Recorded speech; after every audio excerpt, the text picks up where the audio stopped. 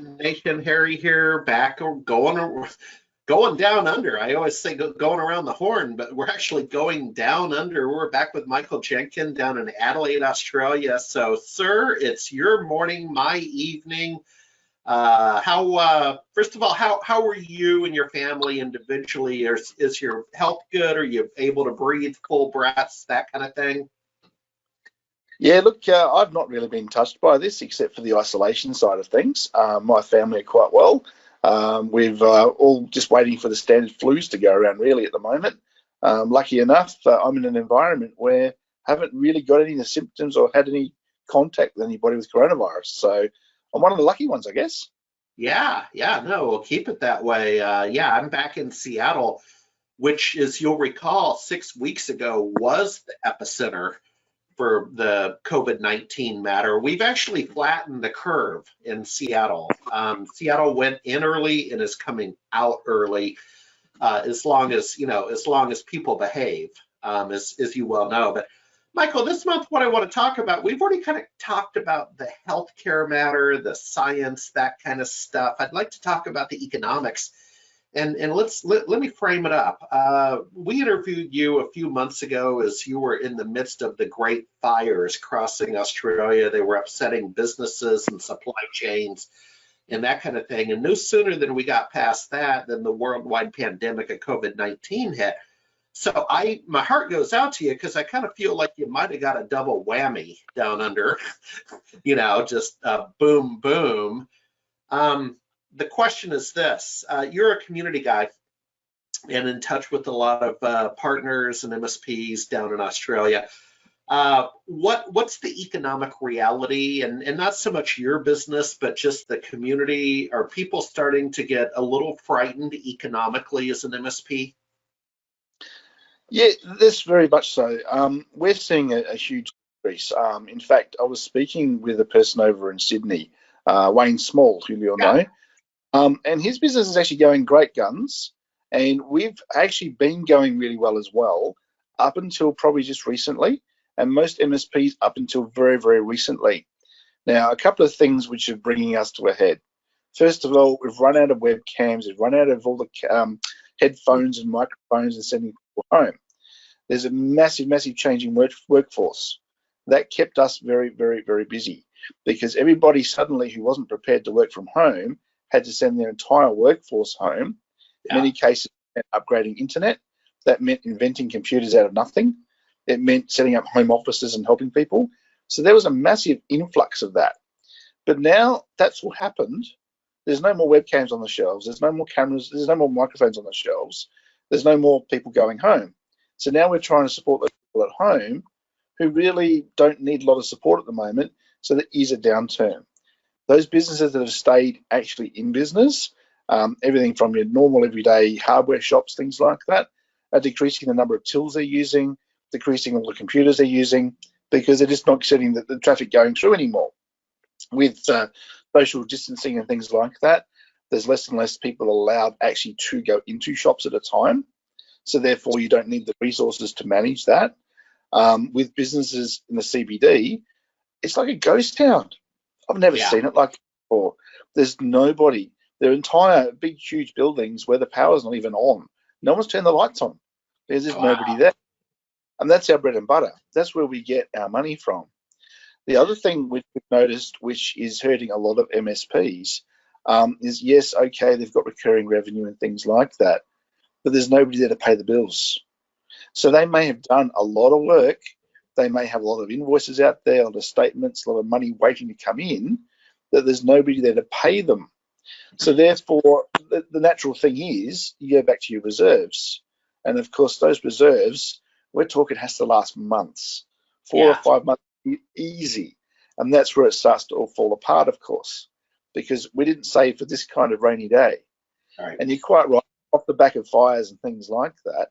I know because this pandemic has come in so close to those fires, a lot of people are still homeless. A lot of people don't have their businesses built up yet. So there was already a big need for new infrastructure there. There's no equipment to fill that infrastructure. There's no buildings to put that into. So there's a lot of different areas of Australia affected in different ways. And I'm sure this plays out throughout the world as well. Yeah. The government did a lot of stimulus funding, so we are seeing a lot of money that's promised to come in. Nobody's seen that just yet because the deadlines haven't passed. But the matter is, you need to survive until that point when that money is coming in, and then look for that rainy day when this pandemic is over, and we can get back and start bringing people back into business, providing that does happen, because there's a lot of talk about, is this the new way of life? So have people discovered working from home actually works better? I guess we're yet to see that play out. But at the moment, as an MSP, most of them are a little worried. They are seeing a decrease. They are letting off staff. They're doing whatever they can to minimise their expenses. Of course, when you let off staff, you have a double whammy that if you do get some work come in, you don't have the resources to do the work anymore. Yeah. So everything is looking to a fine tuning. Everything's getting tuned right down just so that businesses can weather this. And when they come out the other side, they're going to look completely different.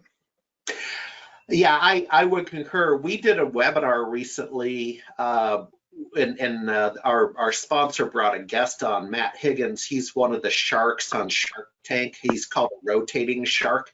He's not one of the 5 you see every week, but he's like the number 6, and they rotate him. Smart guy. And he on this webinar talked about right now, this is survival. This is about cash, and this is about last man standing. Right now, your job, my job, is to survive. Okay, and the sooner we understand that, right, that the better we're going to be. It's not the best time to position yourself to be the next billionaire in technology. Exactly the opposite. It's now time to survive.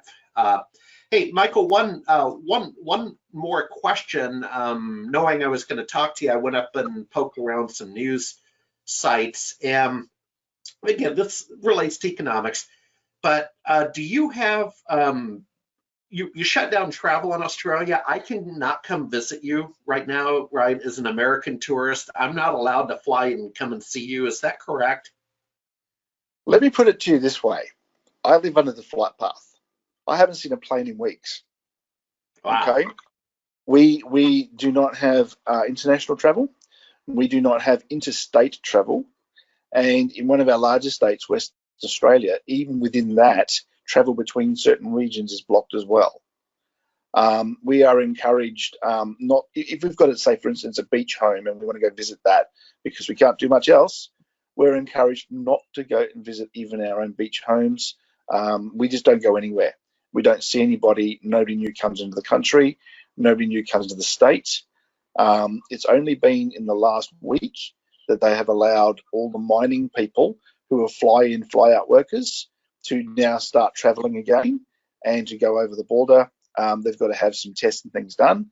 If anybody does fall into a category outside of essential, so talking in law enforcement or medical, that kind of thing, mandatory 14 days in quarantine.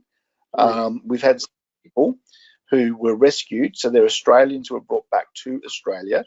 Where they landed, they got a 14-day quarantine, and then when they headed home, because they had to cross a border, they got another 14-day quarantine.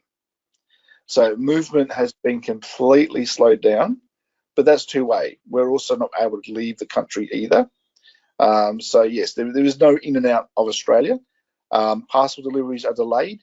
And of course, we've discovered just how much our manufacturing relies on overseas, which I think every country is going to come to the conclusion that maybe relying on other countries for things like fuel. All our refineries have been closed for many years. Fuel, all that kind of manufacturing. It's not just the people that can't come in and go out, but there's a lot of countries we can no longer trade with. There's a lot of repercussions of closing the borders. Yeah, that's where we are. Yeah. Yeah, it's unbelievable. Well, here's my hope and desire. When we talk to you in a month, let's see if we can find a tech topic. Okay, I mean, doggone it, we've talked about fires, pandemics, and I mean, it all makes sense at the time. But I guess I would raise my hand and say, let's get back to tech, and I can get the propeller the hat back on, and you know what I mean. Let's get back to work. But sir, wash your hands and keep it safe out there. Absolutely. Absolutely. All right. Thank you. Thank you, Jenny.